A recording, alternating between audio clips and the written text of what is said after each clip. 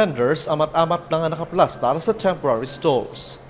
Maayo nga balita, bangod amat-amat na nga nakaplastar ang mga vendor sa mga temporary stall. Suno kay LEEO Head Maricel Mabacquiao, may mga modifications nga ginabuhat sa temporary stalls depende sa kinahanglanon sang isa ka vendor bangod nagkalain-lain ng mga produkto nga ila ginabaligya. Iloilo City Government sa gihapon ang magadumala sang Iloilo Terminal hag Central Market sa oras nga ini ang matapos. Magluwas nga moderno, may kaugulingon ini nga parking area, water facility treatment plant, kag drainage system. Suno kay Mayor Jared Treñas, ginahimo sang lokal nga pangunuhan ang tanan nga pamaagi para mahatagan sang maayong oportunidad ang mga magagmay nga mga negosyante. Handom sa kalabanan nga vendors ang matinlo nga merkado nga luwas sa baha o kung tulo sang tubig ulan. Ginpaidalam sa PPP o kung private-public partnership ang duha ka pinakadako nga merkado sa syudad para hatagan sang liwa ang papatukod sang moderno nga merkado. Sa hindi madugay, matuman ang ining handom sang mga Ilonggo. Kevin Patrick Kasipe para sa Level Up Patrol.